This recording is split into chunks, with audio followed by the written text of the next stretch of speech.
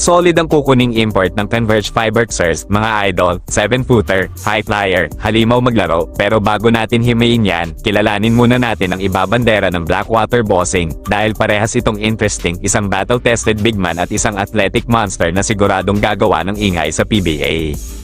Unahin natin ang Blackwater, mga idol. Kinuha nila ang Nigerian-American na si Daniel Ofo, 32 years old, tumatayong 6'11", isang NCAA champion mula sa powerhouse program ng Villanova Wildcats. Diyan niya nakasama ang ilang NBA caliber talents na ngayon ay magkakasama na sa New York, mga pangalan na talagang may bigat sa liga. Hindi man naging mahaba ang stint niya sa NBA, nakatikim pa rin siya ng aksyon, nakapaglaro siya ng 19 na games, pero limitado ang minuto, around 3.9 minutes per game, may average na 1.3 points at 1.2 rebounds, hindi man nag-explode ang numbers, pero alam natin, iba pa rin ang training at experience na dala ng NBA exposure.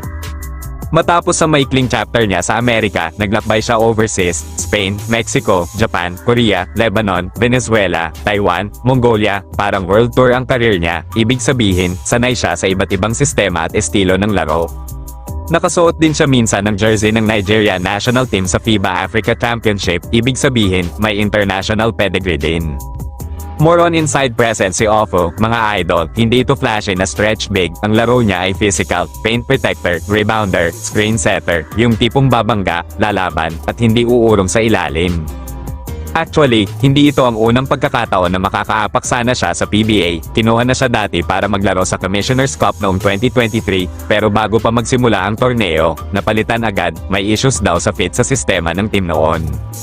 Pero ngayon, ibang sitwasyon na, this time, tuloy na siya bilang import ng Blackwater Bossing, at para sa isang kupunang gustong magpakita ng bagong identity, malaking bagay ang isang veteran big man na sanay sa physical battles. Kung ma-maximize nila ang inside game niya, lalo na sa rebounding at depensa, pwedeng maging surprise package ang Blackwater. Ngayon, mga idol, lumipat tayo sa mas explosive na balita. May lumabas na pangalan para sa Converge Fiberxers, hindi pa man opisyal, pero kahit clue pa lang ang inilabas sa social media, marami nang nakahula. 7-footer, defensive specialist, high flyer, at oo, mga idol, si Kyler Kelly ang tinutukoy. 28 years old, dating NBA player na nakalaro sa New Orleans at Dallas, bata pa, athletic pa, at nasa prime years. Kung si Ofo ay more on traditional inside enforcer, si Kelly naman ay modern defensive monster. Ano ang meron kay Kyler Kelly, 7-footer na may 7'3" wingspan, mahahabang galamay, pangharang sa kahit anong papasok sa pintura.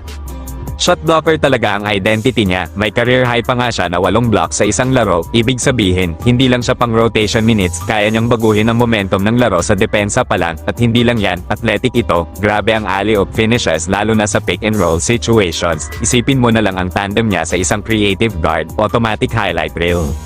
Salpak, kung salpak, yung tipong pag nag-penetrate ang kalaban, mapapaisip muna sila kung itutuloy ba nila, kasi sa likod, may 7-footer na handang magpadala ng bola sa third row. Paano siya babagay sa Converge? Kung sakaling ma-finalize ito, napakadelikadong lineup ng Converge. Isipin mo, may veteran presence, may mga batang athletic bigs, may energy guys, tapos dadagdagan mo ng isang elite rim protector. Ang identity ng Converge pwedeng maging defense first team na may transition offense, dahil kapag may shot block ka, automatic fast break opportunity yan.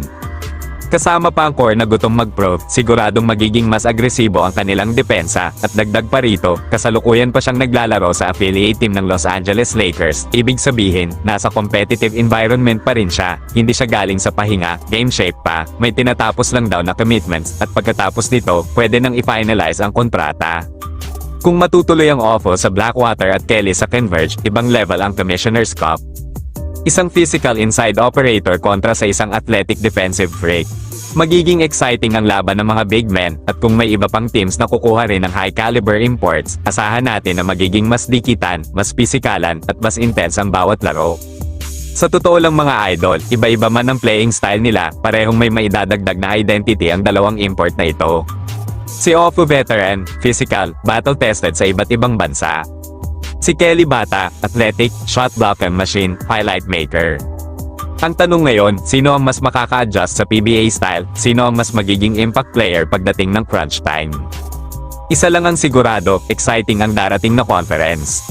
Mga idol, ano sa tingin ninyo, mas bagay ba sa Blackwater ang veteran presence ni Ofo o mas nakakatakot ang depensang dala ng 7-footer na si Kelly para sa Converge? Comment down below ang inyong mga prediction at kung gusto ninyo ng mas marami pang updates, analysis, at usapang PBA at basketball highlights, huwag kalimutang mag-like, mag-subscribe, at i-hit ang notification bell. Ito ang inyong kaibigan sa Usapang Hoops at ito ang Race Hoops Universe.